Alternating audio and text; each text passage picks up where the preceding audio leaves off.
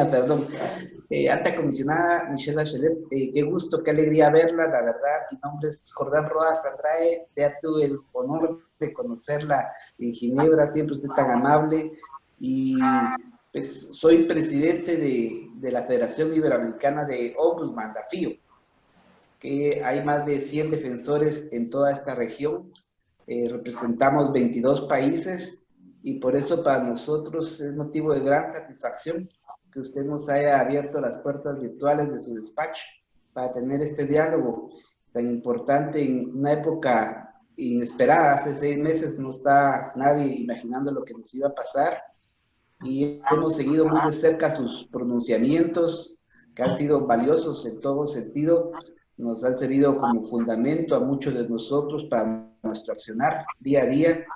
Nosotros mismos tuvimos como defensores que hacer una reprogramación de nuestras actividades, repensarnos, defender y proteger el derecho a la vida y a la salud de nuestros trabajadores para poder estar en capacidad de hacer lo mismo con los ciudadanos de nuestros territorios, en unas condiciones en que la mayoría de estados en las que vivimos han sido debilitados históricamente los sistemas de salud pública. Eso es una realidad innegable. Hubo décadas en las que nos quisieron pretender engañar de que lo privado era la sanación, la panacea, y evidentemente no lo ha sido así.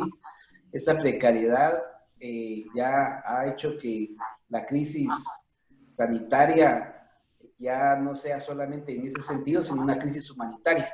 Y por eso consideramos muy prudente entablar este diálogo con usted para que intercambiemos opiniones, que usted nos dé su visión macro sobre qué hacer de las instituciones nacionales. Cada país es diferente, pero hay problemas comunes y desafíos también. Por eso, sin más, pues agradecer su tiempo y ya pasaríamos al siguiente punto de la agenda, que sería la presentación de cada uno de mis colegas y amigos que forman parte del Consejo Rector que me honro en presidir.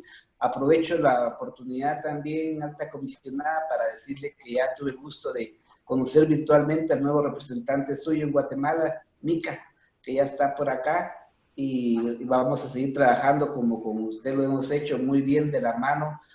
La Oficina de Alta Comisionada en todos los países es un aliado estratégico de las instituciones nacionales de derechos humanos. Mucho gusto, Michelle, señora Michelle. Muchas gracias.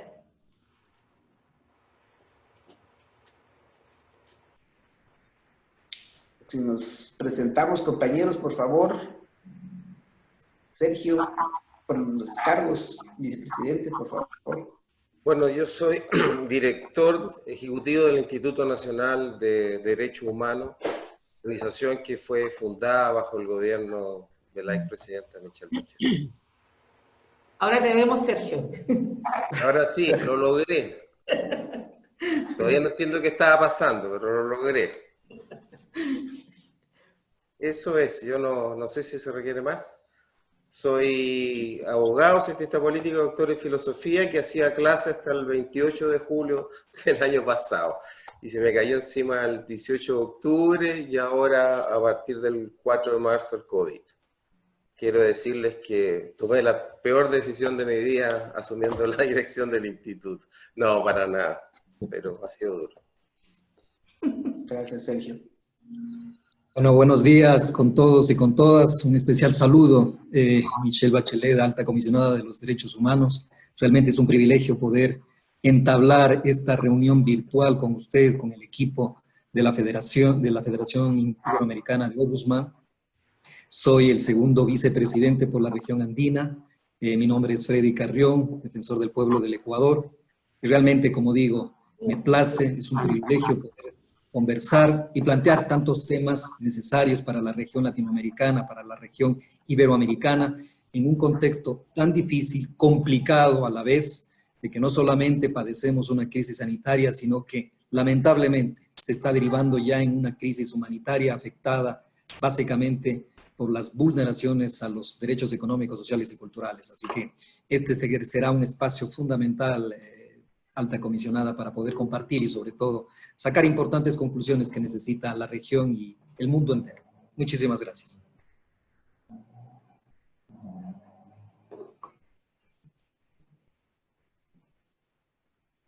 El siguiente, doña Zoila.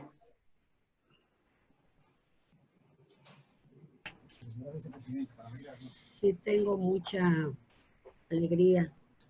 Estoy exultante de muchas emociones hermosas de participar en este foro con la como primera vicepresidenta de la Federación Interamericana de Ombudsman, para oír y aprender de una mujer que he admirado mucho desde mi país, que está lejano al suyo.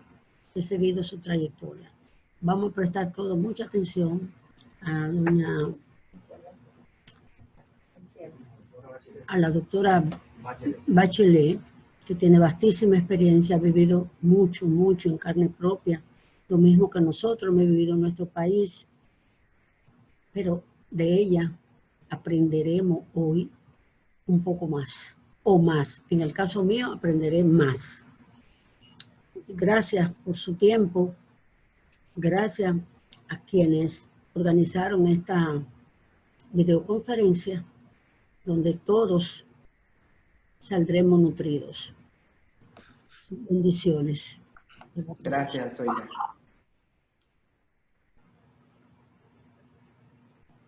Hola, soy Marc Lila,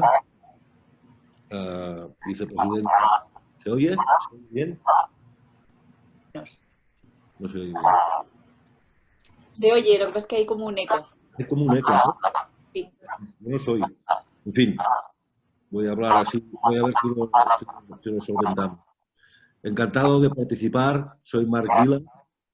En Andorra, defensor del pueblo, y nos llaman, nuestro título es embajador del ciudadano, y en Andalucía represento a la región a este lado del charco, que es la región europea, España, Portugal y Andorra. Encantado de participar y voy a ver si soluciono el tema del eco.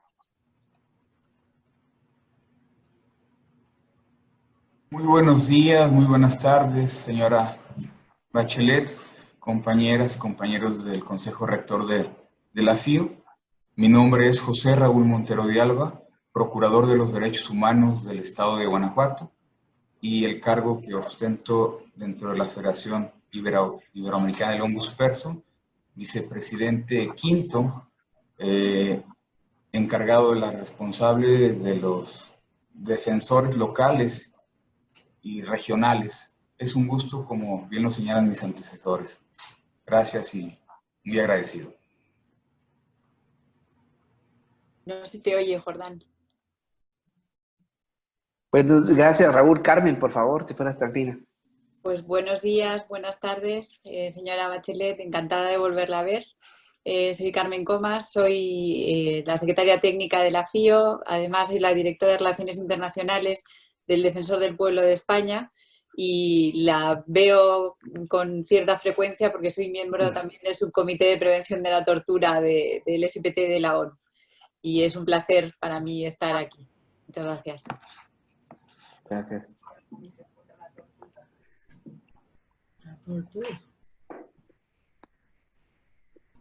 Carmen, si fueras tan fina.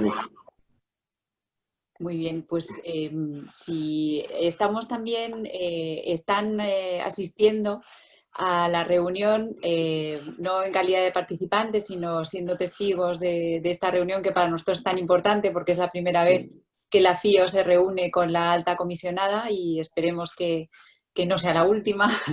Están asistiendo también muchos de los miembros de la federación, que como ha dicho el presidente son más de 100. Tenemos ahora mismo en línea a 34 más, pero supongo que se irán añadiendo algunos más. Así que nada, solamente darle las gracias, y si le parece podemos pasar al siguiente punto de la agenda. Perfecto. Sería su saludo, señora Michelet. Muchas gracias, presidente de la Federación Iberoamericana de Ombudsman, y Defensores del Pueblo Jordán Rodas, y por cierto a todas las señoras y señores miembros del Consejo Rector de la Federación Iberoamericana de Ombudsman y Secretaría Técnica y de todos quienes están participando. Agradezco fuertemente esta invitación a poder conversar respecto al impacto y los desafíos de los derechos humanos provocados por la pandemia del COVID-19. No sé si les voy a decir algo muy distinto de lo que ustedes ya saben, porque yo leí la carta que ustedes enviaron al secretario general y a mí, planteando justamente los desafíos, y son, por cierto, los mismos que nosotros hemos identificado. Pero sin duda, como se ha dicho, la pandemia del COVID-19 es la crisis sanitaria más seria en las últimas décadas y con significativas dimensiones en los derechos humanos, y lo que es muy dramático, creemos que todavía falta mucho por ver, no estamos ni siquiera viendo todos sus impactos y mucho menos los impactos socioeconómicos, porque sin duda sabemos que crece el desempleo y un conjunto de cosas, pero creemos que los efectos pueden ser devastadores. Y sigue siendo un enorme reto para nuestras sociedades, para nuestros gobiernos, para las instituciones multilaterales y para cada uno de nosotros, en cómo enfrentamos adecuadamente tanto la situación de crisis como lo que luego será la recuperación o el post-COVID. Nos encontramos ahora en un periodo delicado, con algunos países que vuelven a abrir tras las cuarentenas, ¿no? Empiezan a abrirse, a tratar de volver a una cierta normalidad, y otros con tasas de infección y mortalidad que siguen aumentando. Y en este momento el epicentro está en la región de las Américas, justamente, ¿no? Con Estados Unidos el mayor número de casos y de muertos, Brasil el segundo, entonces, de muertos y de casos también. Entonces, la verdad es que, y Chile, Perú, hay varios países de la región que están en condiciones bien complejas, y desde el comienzo de la crisis lo que hemos buscado nosotros es entregar orientaciones, guías que permitan a los estados, a la sociedad civil, por cierto, a las institutos nacionales de derechos humanos o los ombudsman, de poder hacer recomendaciones que permitan que las políticas que se desarrollen para la respuesta a la crisis y posterior estén con una visión basada en derechos humanos, pero también con iniciativas bien específicas y bien concretas. Entonces, publicamos directrices sobre distintos temas, pero con un eje central, ¿no? Y que las respuestas solo van a ser eficaces si se centran en los derechos humanos. Porque la crisis de la COVID-19 es fundamentalmente una crisis de salud humanitaria y de derechos humanos. Ahora, porque hemos visto, y lo hemos visto en la región, que la pandemia da lugar a violencia contra las mujeres, estigmatiza a los migrantes, a las minorías étnicas y personas LGTBI, ha tenido estragos en comunidades indígenas y en minorías.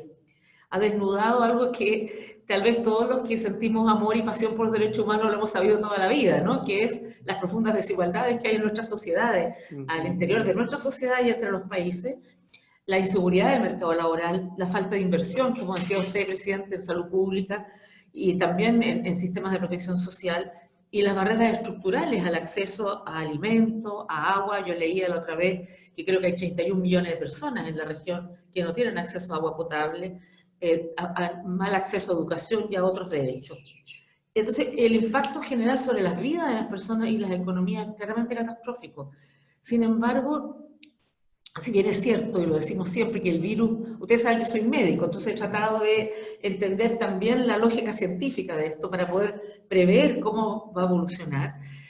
Sin embargo, nosotros hemos dicho siempre, el virus no discrimina, ¿cierto? No discrimina, infecta a cualquiera que pueda estar expuesto. Sin embargo, impacta de una manera muy distinta a personas y a países muy diferentes, dependiendo, por un lado, de la severidad de la propagación del virus, de la infraestructura de salud, sin duda, de las medidas de preparación y respuesta, así como de los contextos políticos, económicos y sociales. Pero también vemos que las personas más pobres, más marginadas, son las personas que sufren los mayores déficits en materia de derechos humanos, son los más afectados de todos. Cuando nosotros miramos lo que pasa en Estados Unidos, las poblaciones afroamericanas tienen tasas de mortalidad mucho más altas que su proporción en el lugar mismo, en la comuna, en la ciudad, en el estado. Los latinos, asimismo. En el Reino Unido vemos que esos afroamericanos, nuevamente, afrodescendientes, ¿no es verdad?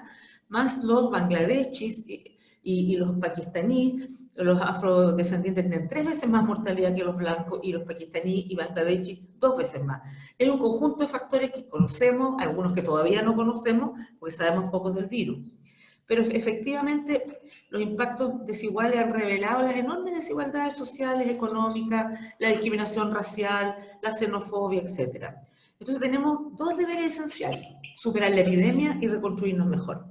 Y para lograr esto necesitamos el respeto pleno de los derechos humanos. Así que reconozco el valioso e importante trabajo que ya ha sido emprendida por las instituciones nacionales de derechos humanos y las instituciones de ombudsman. Y a ese respecto, creo que es clave que ustedes también tengan esta experiencia de poder conversar con nosotros, pero también intercambiar entre ustedes cuáles son buenas prácticas y lecciones aprendidas en este contexto. Nosotros, el 24 de abril, distribuimos un memorándum en las instituciones nacionales de derechos humanos con miras a facilitar la integración de derechos humanos en la preparación y respuesta a la COVID-19 mediante la identificación de cuestiones clave. En cuanto a la reparación, el memorando destacaba el acceso a la información y a la participación, y uno de los problemas que hemos visto en varios lugares, no sé si tanto en la región, es que ha habido poca participación de la sociedad civil, poca participación de las mujeres en lo que es la respuesta, en lo que es la elaboración, el diseño de las políticas y de las propuestas.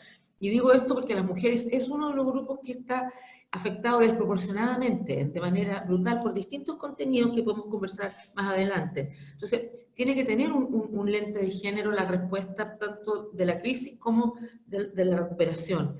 Y también de la población y de las comunidades, de la sociedad civil, porque es clave que estén informados, porque la sociedad civil trabaja en el contexto local y las realidades son muy distintas si uno vive en lo urbano, en lo rural, si uno es indígena o si es una persona que vive en una casa donde puede hacer distanciamiento físico, si tiene acceso al agua potable o no. Entonces las respuestas no pueden ser homogéneas y neutrales, y por eso es que es clave que participen, y no hemos visto como mucha incorporación de la sociedad civil por los gobiernos.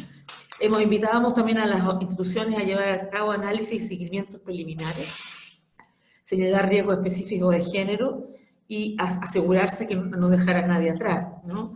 De hecho, yo creo que vuestras instituciones pueden identificar y mapear a los grupos o individuos que pueden quedar excluidos de la respuesta, incluyendo, como ya mencionaba, los pueblos indígenas, las personas LGTBI, migrantes, personas con discapacidad, las personas adultas mayores, entre otras, y asegurar que las medidas adoptadas aborden la situación. Ahora, una de las dificultades que yo sé que muchos países tienen es que no tienen datos desagregados, ¿no?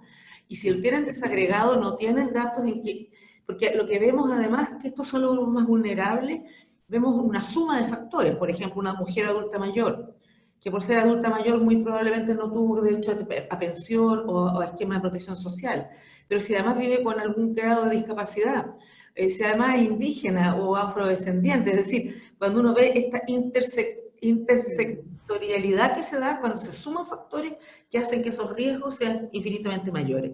Y esa información en general no existe a nivel de tal detalle en los países, lo que nos pudiera hacer pasar, ¿no? Por eso nos pudiera pasar es que no lleguemos a quienes necesitan que lleguemos más. En cuanto a la respuesta, también se invita a las instituciones nacionales de derechos humanos a recordar a los gobiernos el carácter excepcional de las medidas excepcionales del estado de excepción, asesorar sobre el marco jurídico relativo a las limitaciones de la libertad de circulación y promover el acceso a servicios de salud de buena calidad. Por supuesto que el memorándum es un documento dinámico que ustedes pueden usar, no usar, adaptarlo a sus funciones y a su situación y a sus experiencias. Bueno, como he dicho antes, cuando superemos esta pandemia, porque lo vamos a hacer, ¿cuándo? No sabemos, y cuándo va a haber vacuna no tenemos idea, y cuándo va a haber vacuna para 7 billones de habitantes del planeta, que sería la única solución, tampoco sabemos si el virus muta, y hay que cambiar como en la influenza todos los años el virus, en la vacuna, hay muchas cosas que desconocer. Pero más allá de eso, yo creo que la humanidad es capaz de responder a esta pandemia, pero tenemos que aprender de las lecciones y aprovechar la oportunidad de nuestra vida. Yo soy una convencida, y esto lo veíamos antes del COVID-19, cuando veíamos protestas en todas partes de la región, pero en 80 países, la gente estaba protestando por las desigualdades, porque no estaba contento con los sistemas económicos que no le generaban bienestar, porque los sistemas políticos no daban respuesta a lo que la gente quería, porque la democracia para ellos no era suficiente con ir a votar una vez cada tantos años, sino poder ser partícipe de la construcción de la sociedad. Entonces nosotros hemos dicho que esto tenemos que hacer, construir mejor que antes. O sea, nuestro objetivo no tiene que ser volver al día cero, o el día menos uno, sino que asumir esta oportunidad para decir cómo en esta reconstrucción de las sociedades nos hacemos cargo de esas desigualdades, mejoramos los distintos sistemas, nos hacemos cargo de que las mujeres pueden hacer una tremenda contribución, y aunque aquí hay más hombres que mujeres, de los 12 países más exitosos en respuesta a la pandemia, 7 son liderados por mujeres. Es lo que demostró que las mujeres son capaces de tomar decisiones rápidas, decididas, que no es que sean débiles, ¿no? Y que además pudieron tener empatía, porque tuvieron iniciativas muy interesantes con los niños, con la gente, ¿no? Entonces, aprovechar también esa desigualdad de género, de cómo poder generar mayor igualdad. Aprovechar de mirar cómo tenemos que generar una nueva economía que sea sostenible, es decir, más verde, ¿no? Pero que sea inclusiva también, ¿no? Y hacernos cargo que el modelo económico actual no da respuesta a las necesidades de las personas. Y genera brechas enormes, y antes del COVID ya lo veíamos, ¿no? Brechas enormes, la pobreza aumentando y el hambre aumentando, etc. Yo, bueno, una opinión mía personal, que creo que los sistemas políticos también tienen que mejorarse, ¿no? Y por supuesto luchar contra la corrupción y todo aquello que sabemos. Entonces yo creo que es posible lograr estos objetivos, construir mejor que antes, si somos conscientes de nuestra interdependencia, de nuestra igualdad y de nuestros derechos iguales. Somos conscientes de algo que hasta ahora no se ha visto, a pesar de que Naciones Unidas ha llamado permanentemente por eso, es que el mundo necesita trabajar en colaboración y de forma coordinada y con solidaridad global.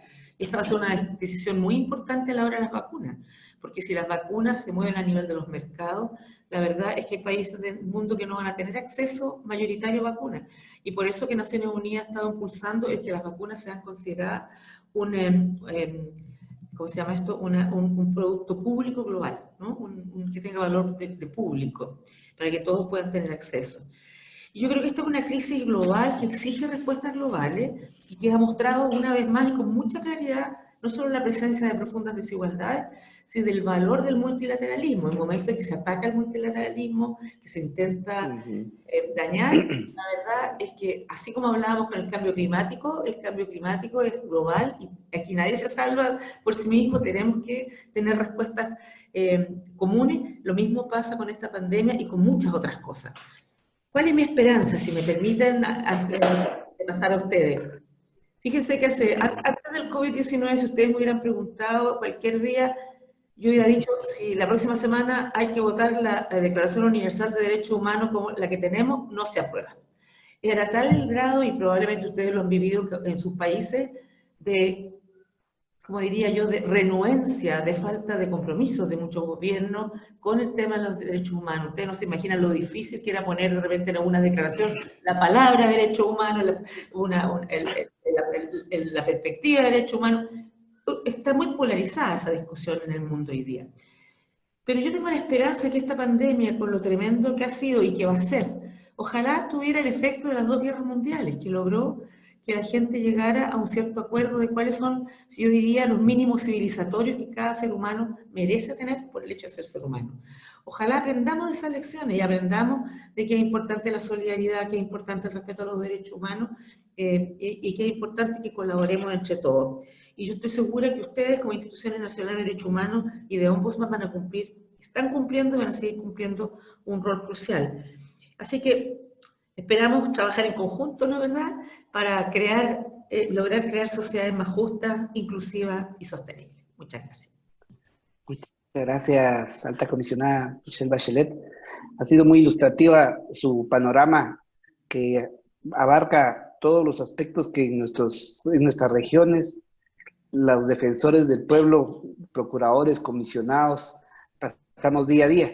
Y yo le pedí a favor a los colegas que de una manera breve, como he platicado, no más de 3 minutos, pudieran dar la visión de su región que representan ustedes en el Consejo Rector de la FIO, por favor.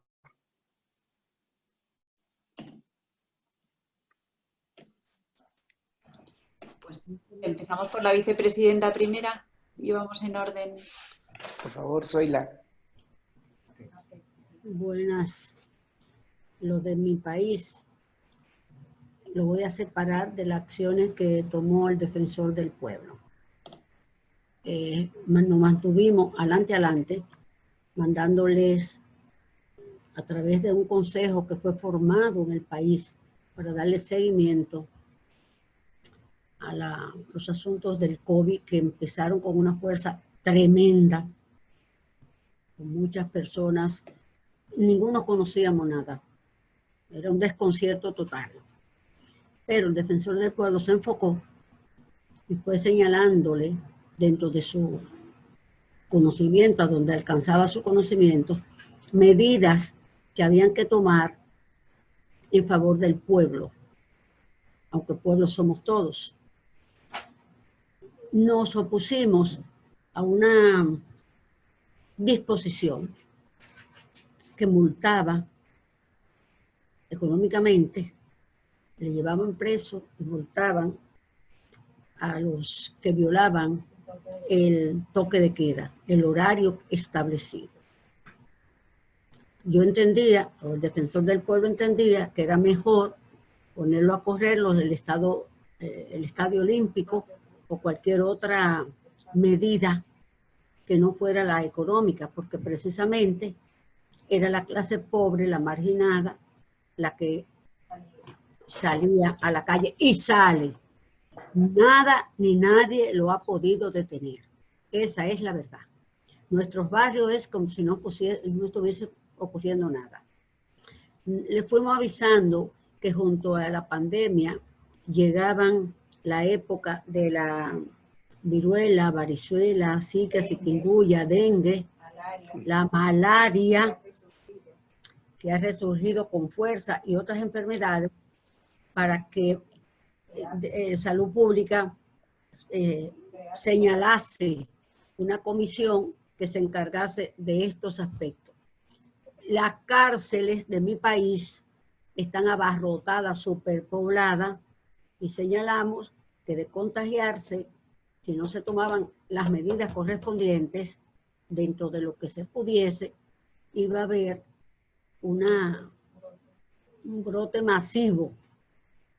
De igual manera que las personas que tenían más de cerca de 80 años, que no fuesen no estuviesen cumpliendo condena por haber violado a sus hijas menores, a adolescentes, a nietas, a los violadores, que no que lo dejaran ahí, que corrieran su suerte.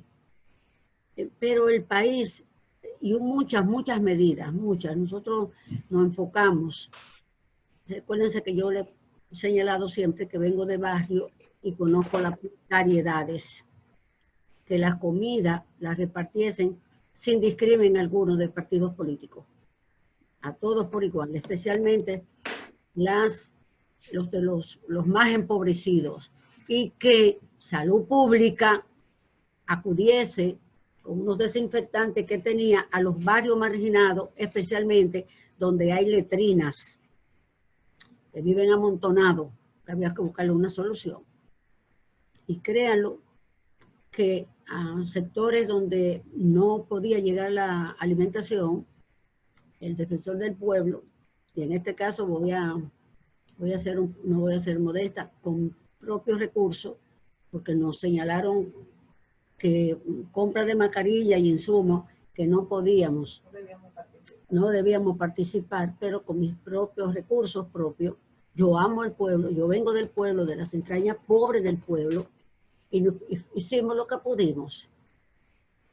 Pero yo creo que el pueblo no ha querido concientizarse, pese a todos los esfuerzos que se ha hecho. Las pruebas llegaron a destiempo, pero de todas maneras se están haciendo para determinar quiénes lo tienen y quiénes no lo tienen, recordando que hay asintomáticos. De todas maneras, yo creo que el país registra una mortalidad de 500 y pico de personas y tenemos infectados cerca de 12 o 13,000 personas. También hay algo que queremos aprovechar esta oportunidad para señalarle, que hemos enfrentado el alza inexplicablemente de la tarifa eléctrica, de personas que le han duplicado y le han triplicado la suma que siempre han pagado. Querida Zoila, disculpa la interrupción, disculpa, solo por factor tiempo de la alta comisionada. Ahí termino. Muchísimas gracias. Gracias Ay, por tu sí. comprensión. Sí. Gracias, Zoila. Pedí a favor al siguiente vicepresidente dar la visión de la región, por favor, en forma breve, si faltan desafíos. Gracias, Jordan. Doctora Bachelet, bueno, primero yo creo que usted se ha convertido, y lo hablo desde el punto de vista personal, en la gran defensora de los derechos humanos. La vemos como un reflejo o como un ejemplo a imitar de su gran lucha por, obviamente, los derechos humanos, por posicionar a nivel del orbe, del nivel del mundo, la situación de los derechos humanos y visibilizar, sobre todo, el nivel de desigualdades que se están presentando a nivel del mundo y, obviamente, de la región latinoamericana o iberoamericana en lo particular. Yo voy a ser muy concreto en honor a su tiempo, querida doctora Bachelet, centrarme en 2 o 3 puntos rápidos que tienen que ver con nuestra región, y empezaría partiendo del hecho del sistema político que en estos momentos encuentra la región en lo que tiene que ver con la región andina. Estamos hablando de Ecuador, Colombia, Perú, Venezuela, Bolivia, que formamos parte de una región andina entonces con sistemas o con regímenes políticos diversos y sobre todo confrontados de acuerdo a la visión de tipo política y económica que impera. Si hablamos de Colombia, si en estos momentos hablamos de Perú o hablamos de Bolivia, vemos regímenes que de una u otra manera han privilegiado la doctrina de la seguridad nacional, incluido Ecuador, frente a una política de garantía de los derechos humanos. Y eso indudablemente se ve reflejado en la práctica cuando vemos medidas económicas que tienen más por fin ajustes estructurales a nivel fiscal antes que promoción de derechos humanos. Yo lo decía en un inicio, la gran preocupación y deuda que tienen los gobiernos es que con esta pandemia, sobre todo en la región latinoamericana, las medidas que se están implementando van en el sentido de afectar los derechos económicos, sociales y culturales. Caso ecuatoriano, cuando hablamos de la afectación al derecho a empleo, llevamos ya más de 150,000 personas desempleadas. Se prevé que hasta finales de año existan 500,000 personas sin un puesto de trabajo, con lo cual indudablemente la afectación a sus familias se multiplica por 3 o por 4, dado el número que integran familias de un determinado país. Eso indudablemente, a la hora de reflexionar sobre los derechos humanos, se debe tomar en cuenta el sistema político que impera en cada país.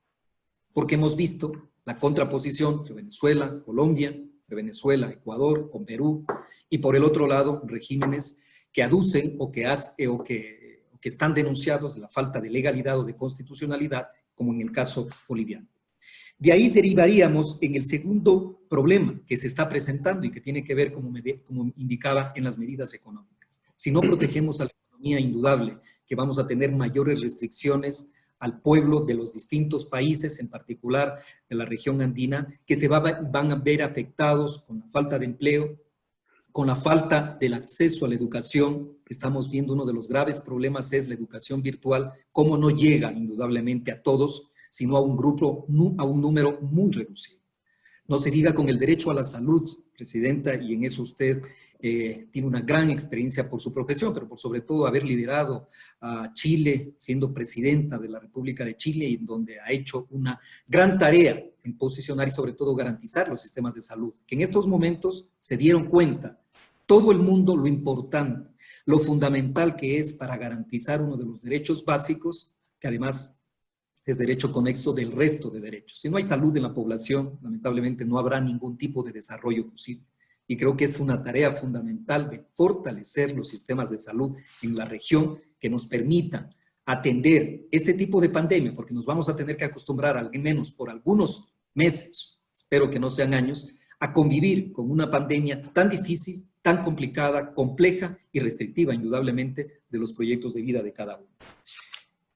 En el tercer punto, Presidenta Bachelet y compañeros, creo que uno de los aspectos, y compañeras, uno de los aspectos fundamentales también tiene que ser la nueva normalidad. Pensarnos desde la nueva, la etapa post-COVID, en donde la normalidad o esta nueva normalidad tiene que partir de lo profundamente humano y de la reclamación de la igualdad como uno de los pilares fundamentales de la gestión de un Estado. No hay proceso democrático sostenible si no se empieza a exigir y a reflexionar la igualdad como un eje central de cualquier tipo de política pública. Y quiero terminar, Presidenta y compañeros y compañeras, con 2 temas fundamentales. Corrupción y el papel de las INDHs en cada uno de los contextos en los que nos estamos desarrollando. Corrupción, hemos sido testigos de cómo con la pandemia, esta otra pandemia, como es la corrupción, se ha cebado con las personas de menores recursos económicos, con los pacientes de los sistemas de salud pública, en donde a partir de esta crisis se han hecho negocios millonarios, negocios de corrupción, negocios de provisión y compras de medicina, de atención médica, en fin. El Ecuador, y ahí lo puedo poner como un ejemplo, hemos destapado la olla de una cantidad de corrupciones en donde está involucrado indudablemente los gobiernos, que esa es la mayor preocupación y el punto de reflexión. Gobiernos involucrados en temas de corrupción con el sector privado que han esquilmado los pocos o escasos recursos que en esta emergencia eran prioritarios para dedicarlos a tareas de salud o sobre todo garantizar el empleo. El empleo ahorita es una de las herramientas fundamentales para la reactivación económica. Y ahí entra el papel de las INDHs. ¿Qué estamos haciendo? ¿Cómo lo podemos orientar y reflexionar nuestro papel cuando también somos víctimas de una intimidación de parte de los gobiernos, dado que somos incómodos al poder? Somos completamente incómodos, porque nuestra función es desde el punto de vista de la ciudadanía, porque el poder no necesita que se lo defienda. A quien necesita que se lo defiendan es a la ciudadanía, y ahí nuestro papel indudablemente es fundamental para garantizar un sistema democrático, para garantizar un régimen de derecho, pero lamentablemente desde los gobiernos ha habido también un lamentable, diría yo así, una lamentable intimidación, limitación de nuestro trabajo, que indudable, eso redunda también en una afectación a los derechos y garantías de los ciudadanos. Presidenta y compañeros y compañeras, muchísimas gracias. Muchas gracias, Freddy. Por favor, Sergio Mico.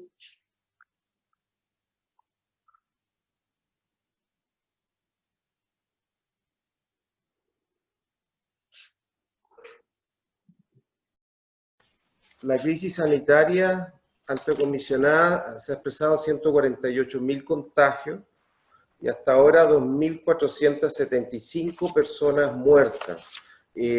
En particular, quiero señalarle la situación de los funcionarios y de salud, donde van 6.840 contagiados y 2 personas muertas.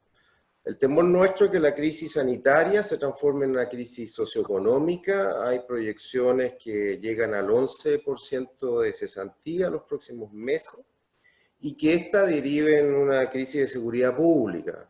Es decir, un poco el cóctel que tuvimos a partir del 18 de octubre. Y ahí saltemos una crisis política. Nosotros teníamos un proceso constituyente, hemos tenido una crisis grave en nuestras instituciones políticas y eso obviamente se ha detenido, lo cual es una mala noticia para el país.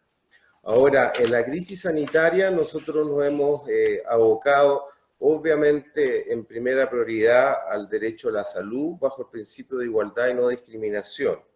Nosotros teníamos 4 grupos de especial preocupación antes de la crisis, de las 2 crisis, donde migrantes es uno. Nos hemos reunido con 10 organizaciones de migrantes y he estado unas 5 veces ante las embajadas o consulados donde hay muchísimos migrantes, hermanos nuestros, que no pueden salir del país. Nosotros no nos hemos preocupado del retorno de chilenos y chilenas fuera del país, sino que más bien en la salida de ellos. Y ahí la frase dramática que salió es que nuestros migrantes tenían que optar entre el hambre y enfermarse y morir por el COVID. Con pueblos originarios, nuestro segundo grupo, ya ahí el tema es que invisibilización. Hemos tenido una serie de intentos de desalojo en una comunidad de Cuyipulli y ahí tenemos un segundo cuestión. Niños y niñas y adolescentes, ya ha impactado muy fuerte en los niños migrantes. Son 1.500 niños y niñas que no tienen acceso a las políticas públicas. Y por otra parte tenemos los niños de la red Sename, que son niños internados bajo custodia del Estado, donde el gran problema es que nosotros por la propia salud de ellos no podemos entrar y nos tenemos que restringir yendo a las casas del Sename para constatar simplemente la aplicación de protocolos. En el caso de mujeres múltiplemente discriminadas, Acá hay un problema de derecho a la vida libre de violencia, ha habido un aumento de violencia intrafamiliar, se está conviviendo forzadamente con agresores.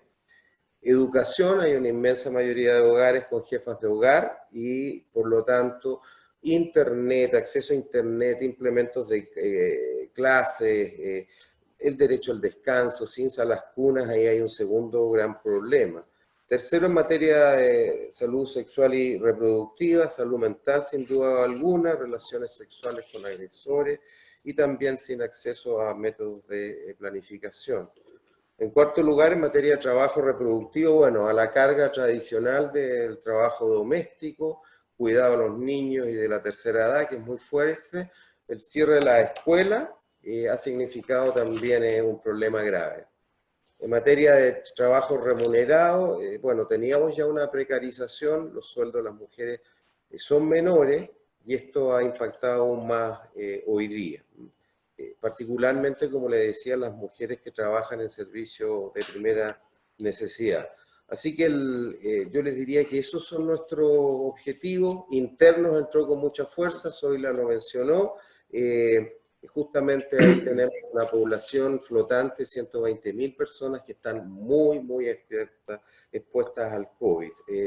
Una buena noticia, por fin logramos constituir el mecanismo de prevención de la tortura y tengo una buena noticia, las 4 personas expertas del mecanismo son 4 mujeres. Así que estamos contentos por eso. Ahora les tiramos un gran fardo porque tenemos más de 500 querellas por tortura y en parte ya se van a tener que hacer cargo. Bueno, eso es, alta comisionada. Gracias, Sergio. Por favor, Marc Vila, desde Andorra, si fueras tan fino.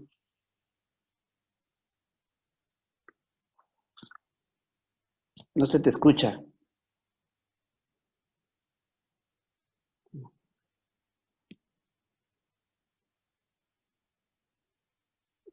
Si no, ahí está, sí, ya. Ya, Marc, ya se te escucha. Ok, vale. Muy rápidamente y con Gracias. con la intención de no repetir demasiado lo que ya es unos impactos que son en muchas ocasiones similares en nuestros diferentes países, pero diferentes también en nuestra región. Yo quisiera iniciar esta intervención con un poco explicar nuestro corazón encogido desde aquí a Europa. Una vez la primera fase o la primera onda del COVID, más o menos aquí en nuestros países está, si no controlado, en vías de control, pero viendo la dimensión que está tomando al otro lado del charco.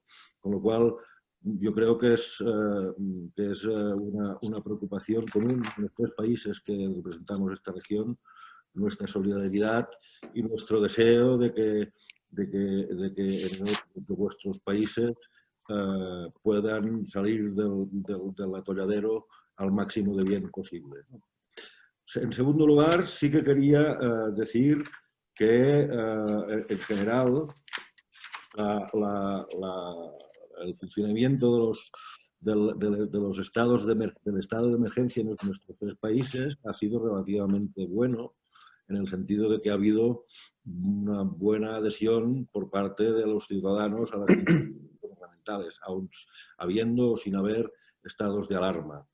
En tercer lugar, yo diría que una de las, y siguiendo un poco el hilo que cogió Eddie, sí que hemos intentado mantener, por así decirlo, las defensorías a la altura de lo que estábamos haciendo antes del COVID. Es decir, que pudiéramos ser igualmente reactivos y activos y proactivos ante las situaciones que se iban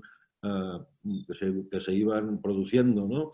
Y desde este punto de vista yo creo que hemos hecho lo máximo para redistribuir prioridades, dimensionar equipos y una cosa que muchas veces no sale, pero que a mí me gusta destacar, y es de que con este nuevo mundo digital y de Zooms y de webinars y de etcétera, no olvidarnos, o yo creo que no hemos intentado o no olvidarnos de las personas que no tienen acceso a las vías telemáticas, de seguir siendo accesibles para personas que han querido entrar en contacto con las defensorías y no perder el trato humano y la humanización de las relaciones, que yo creo que es una de las cosas que dará mucho juego de cara a la segunda parte o a los posibles impactos futuros y a lo que pueda ocurrir en la dicha nueva normalidad,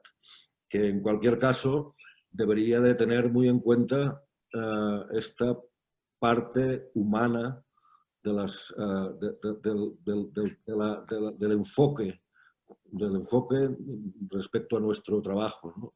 Es decir, tanto por lo que hace falta los derechos de los niños y las escolarizaciones, que será, supongo, uno de los temas que tendremos delante de la mesa a partir de septiembre, como también en temas de violencia de género y de exclusión de colectivos vulnerables de mujeres, teniendo en cuenta que uno de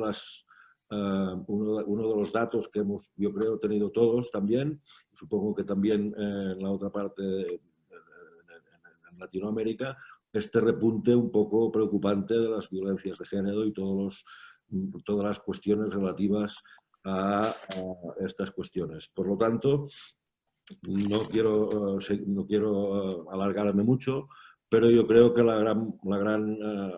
gran reto que tenemos todos ahora es mantenernos dentro de esta humanización de las nuevas realidades que a partir de ya nos vamos a encontrar enseguida. Y muchas gracias y encantado de haber podido participar en este seminario, en este encuentro. Gracias, Marc. Le pedí a favor a José Raúl Montero desde Guanajuato, que representa un sector muy importante, la fuerza viva de la FIO, que son las instituciones no nacionales, que están en provincias, en estados. José Raúl desde Guanajuato lo representa. Por favor, adelante. Gracias, mi presidente. Muy buenos días y tardes a todas y todos.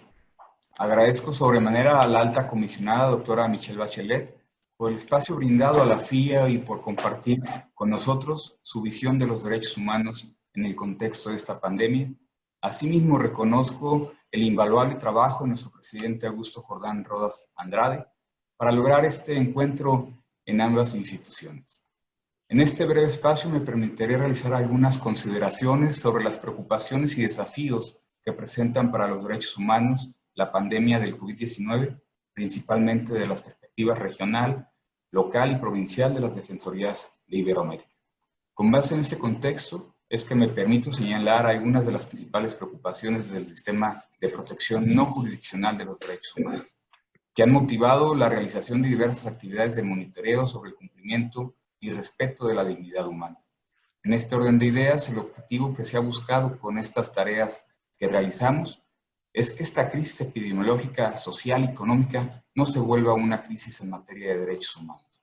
Lo anterior, toda vez que estamos ciertos de la posibilidad de que algunas autoridades utilicen las medidas de prevención y atención a casos de COVID como un pretexto para adoptar medidas de uso arbitrario de poder y represión sin que ellas abonen o tengan la intención de abonar en la lucha contra esta enfermedad. Por tales motivos, una de las primeras tareas a realizar fue la de identificar los riesgos que pesan sobre determinados derechos humanos o grupos de personas, ellos tomando en consideración las medidas de prevención y atención adoptadas para hacer frente a este contexto epidemiológico. Cabe señalar que en esta identificación de posibles vulneraciones a derechos humanos se volvió muy importante dar seguimiento a los mecanismos internacionales y subnacionales de protección de derechos humanos en el contexto del COVID-19, quienes emitieron diversos pronunciamientos, recomendaciones y guías para la protección derivada por parte de los estados a diversos grupos en condición de vulnerabilidad, entre los cuales la voz de la alta comisionada de las Naciones Unidas a partir de las directrices en la materia, sin duda alguna, fueron de gran utilidad. Asimismo, del análisis de las actividades de diversos hombros persos, advertimos que entre los derechos humanos identificados en riesgos encontramos el derecho a la salud en general y en particular sobre el personal médico que hace frente a esta pandemia, así como el acceso al agua y saneamiento, la asistencia social y el derecho a una vida libre de violencia en el ámbito doméstico.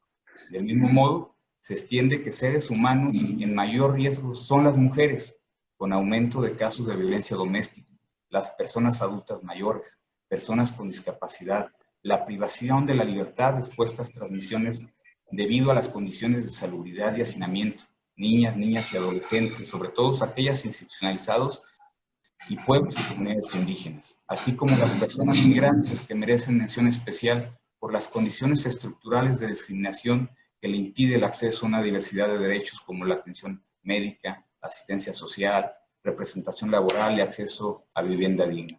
A propósito de este grupo de condición de vulnerabilidad, la FIO logró tender lazos de comunicación con una próxima reunión de trabajo con el Comité de Protección de los Derechos de todos los trabajadores migratorios, gracias a las gestiones de uno de los expertos independientes, el doctor Edgar Corzo Sosa, con quien compartimos esta experiencia en días pasados. Menciono lo anterior para resaltar la importancia del vínculo de colaboración de la FIO y sus integrantes con distintos órganos de Naciones Unidas que velan por los derechos humanos, como lo es ahora con la Oficina de la Alta Comisionada, por lo que agradezco de nueva cuenta la oportunidad de estrechar nuestras alianzas en consecuencia con los altos objetivos que perseguimos. En síntesis, el diálogo con diversos organismos homólogos de protección de derechos humanos, sé que algunos de los retos que enfrentamos para aseguramiento de estos derechos durante esta pandemia han sido precisamente la adopción de esquemas preventivos para la protección de la salud del personal. Por último, por otro reto ha sido buscar mantener las actividades de monitoreo de derechos humanos, recepción de quejas e investigaciones, para la cual se ha encontrado una gran oportunidad a través de la maximización de las tecnologías, de la tecnología de la información. Finalmente, me gustaría agradecer la oportunidad de compartir con ustedes y aprovechar la ocasión para saludar con respeto y admiración a la señora Michelle Bachelet, así como mis queridas amigas y amigos integrantes de este Consejo Rector, y también mandarles un saludo por parte de la Federación Mexicana de Organismos Públicos de Derechos Humanos de México, el cual están muy contentos de que se lleven a cabo este tipo de reuniones. Muchísimas gracias. Muchas gracias, Raúl. Pues, alta comisionada, usted ha podido recoger las distintas impresiones desde las regiones que compone la FIO. Nos damos cuenta que son problemas comunes y su visión pues nos motiva a seguir adelante trabajando. Hemos realizado varios webinars, aprovechar la tecnología en ese caso, pero hemos coincidido con el Consejo Rector, ya lo decía el vicepresidente Freddy Carrión desde Ecuador, también nuestra colega Nadia en Bolivia. Hay casos de corrupción que sí golpean mucho y laceran.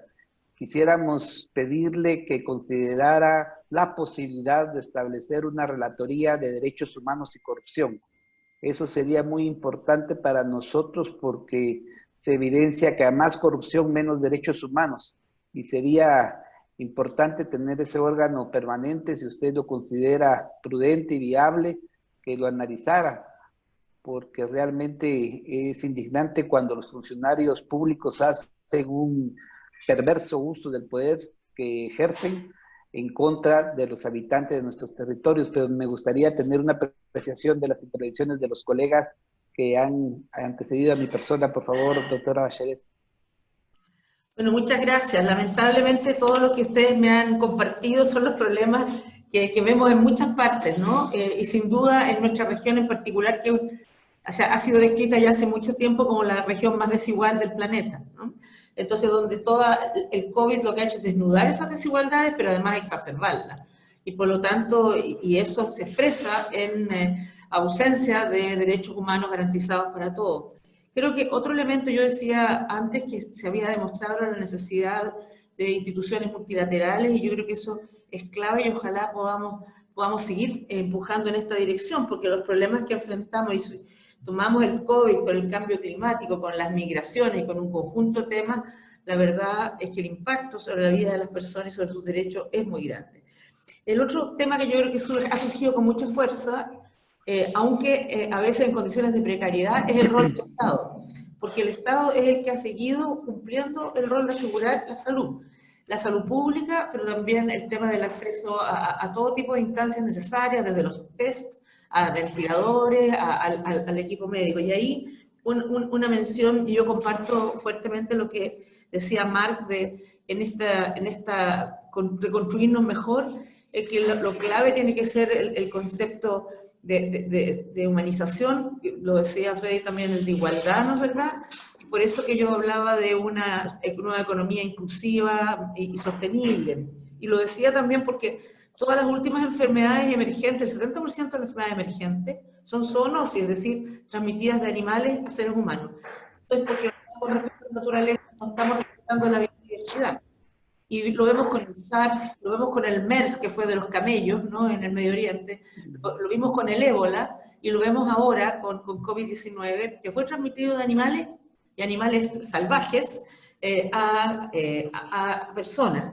Entonces, tenemos que unirlo también fuertemente con lo sostenible, con la acción climática y con cuidado de la biodiversidad y de la naturaleza. Ustedes han planteado una serie de temáticas que efectivamente son muy complejas y yo siempre entendía que era difícil. La medida de prevención, las medidas de emergencia o de excepción, las han llamado de distintas maneras. En algunos países tienen, como Chile, en su constitución definido distintos estados de acuerdo al tipo de situación. Hay otros que no los tienen en las constituciones y han tenido que generar leyes especiales o decretos especiales. Y eso está contemplado, como todos ustedes saben, en las leyes internacionales de derechos humanos, que se puede restringir en una causa grave, puede ser una causa de un desastre natural o puede ser una pandemia. Se puede restringir ciertas libertades por un cierto tiempo, pero tiene que haber una necesidad clara, tiene que ser proporcional a la necesidad, tiene que tener un tiempo determinado, en fin, y la población tiene que conocer todo esto. Y el ideal es que este tipo de situaciones tengan el apoyo del Congreso y del Poder Judicial, que esté institucionalizado. Pero más allá de eso, en la región todavía yo no me atrevo a tener toda la información al respecto. Sé que en algunos países, como decía Freddy, lo han enfrentado más bien desde el tema de seguridad que desde el tema de los derechos, pero también en algunos países que han usado como excusa para limitar otras libertades. Porque lo que está aceptado es que puede haber ciertas limitaciones a la libertad de movilidad, ¿no? Porque uno necesita contener a la libertad de asamblea, llamémosle, ¿no? También eso está bien, no se puede tener aglomeraciones de personas que pueden generar riesgos importantes en un momento muy crítico. Pero no hay ninguna razón para limitar la libertad de prensa o la libertad de expresión, o para hacer detenciones arbitrarias. Entonces, y esto lo digo porque en algunos lugares sí lo están usando para atacar a los defensores de derechos humanos, para limitar la acción o arrestar a periodistas acusándolos desde terroristas a lanzar noticias falsas, pero por sobre todas las cosas porque están criticando a los gobiernos en muchas veces por la falta de una respuesta adecuada a la pandemia. Dicho eso, entonces hay que tener estamos haciendo un seguimiento nosotros en todo el mundo y en la región, imagino ustedes harán ese seguimiento. Yo creo que también esta crisis humanitaria puede, y ya se han generado en varios países, no solo motines al interior de las prisiones con muertos, y ahí el tema de las prisiones es un tema súper complejo. Yo creo que fue una de las primeras guías que sacamos, que era no solo para las prisiones, también para todo otro tipo de situaciones que la gente está en un confinamiento, tales como los hogares de ancianos, como estos centros de atención de los niños menores de riesgo, es que debían tomarse ciertas medidas. Si ustedes ven, la mayor cantidad de muertos y los primeros muertos en Estados Unidos y en Europa son todos hogares de ancianos, ¿no?, que vivían, la mayoría que eran más bien de provisión privada, ¿no?, pero donde no habían condiciones de protección adecuadas.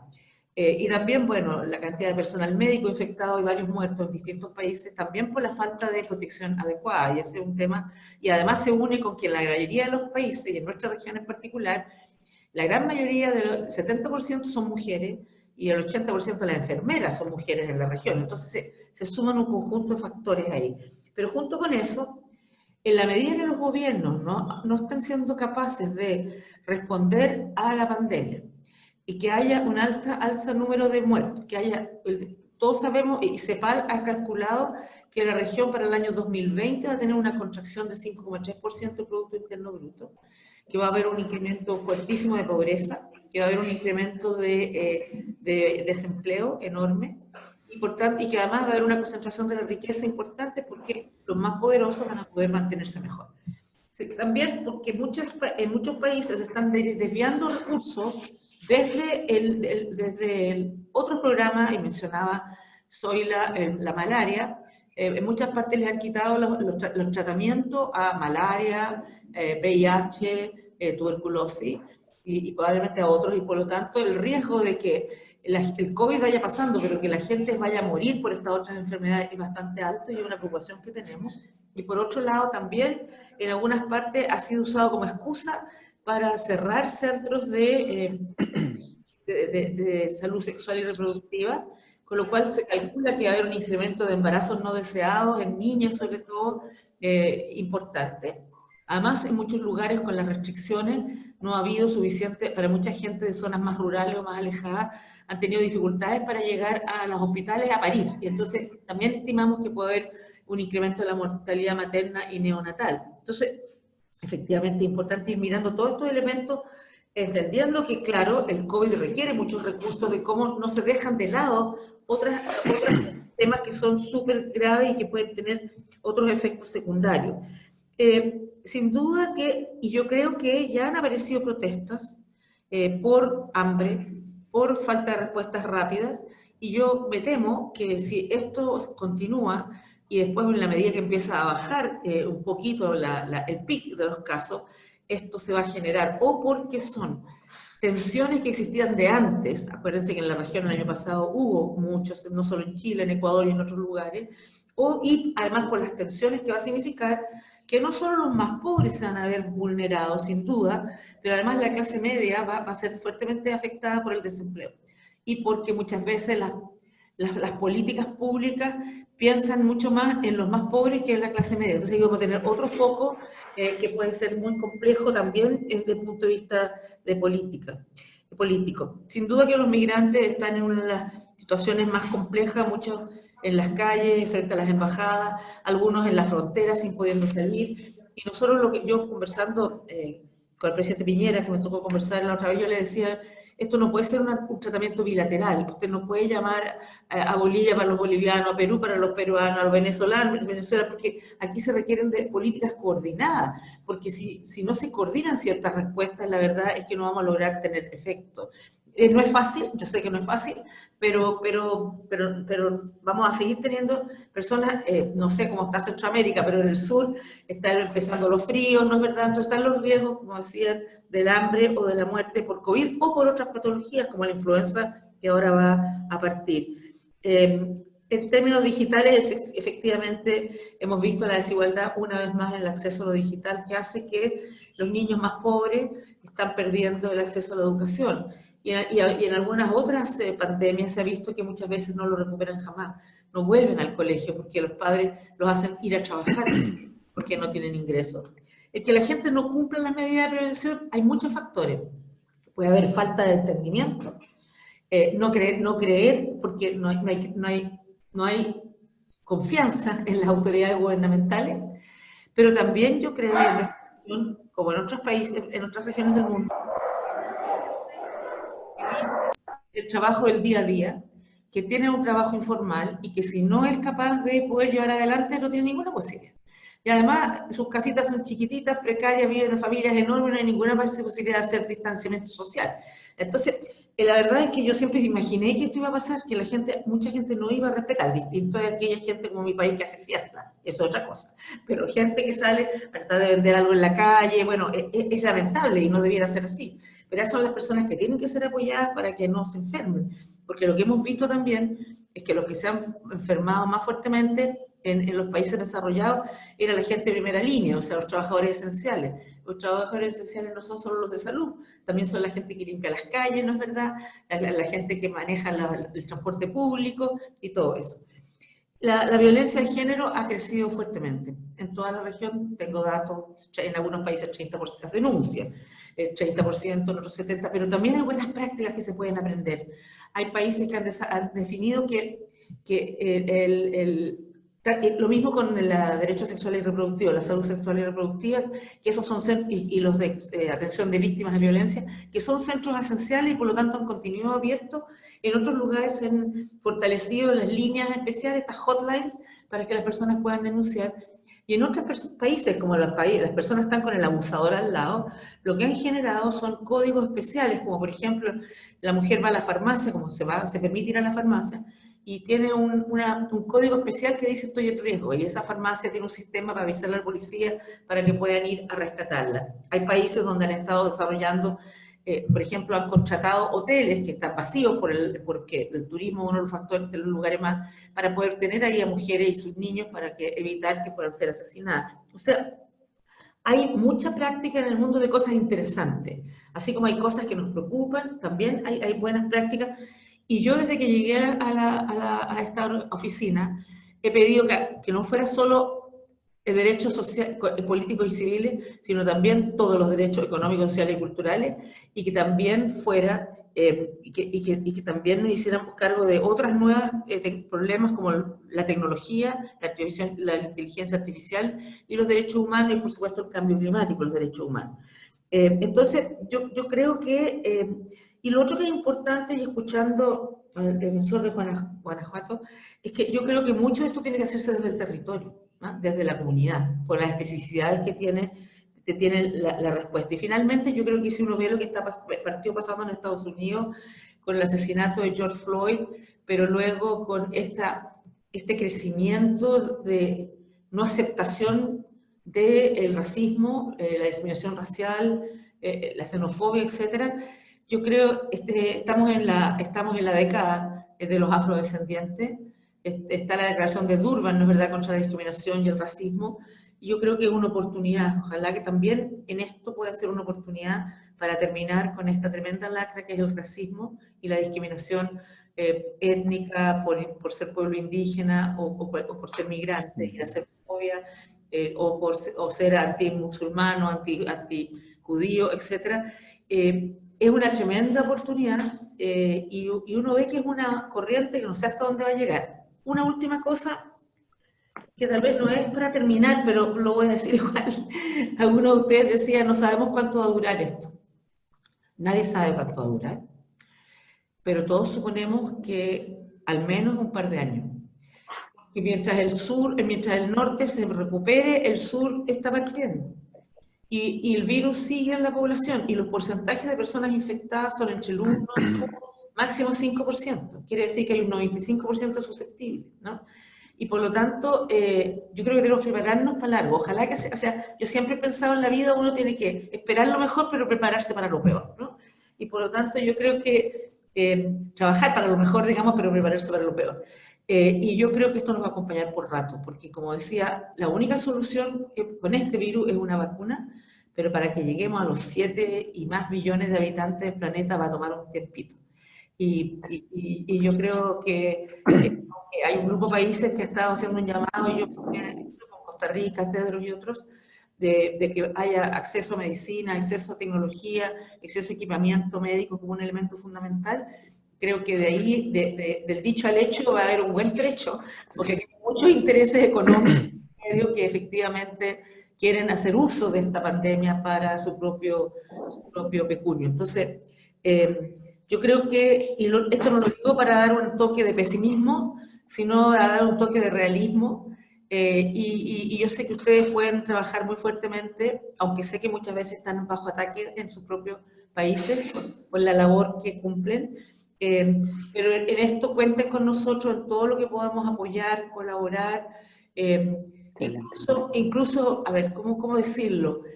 Muchas veces a mí me pasa que la gente mía en el país no puede hablar, porque si hablan, estoy hablando de las oficinas mías, las declaran personas no gratas y los echan de algunos. Entonces, pero nosotros estamos siempre disponibles para hablar cuando sea necesario. Así que si cualquiera de ustedes siente que por cualquier razón tienen o dificultades, considérennos, porque estamos súper disponibles para hacer nuestra tarea. Muchas gracias. Muchas gracias. Muchas gracias, doctora Bachelet, por haber aceptado la invitación de la FIO, del Consejo Rector. Estamos muy agradecidos, valoramos mucho la atención que nos ha prestado, ha sido muy productivo.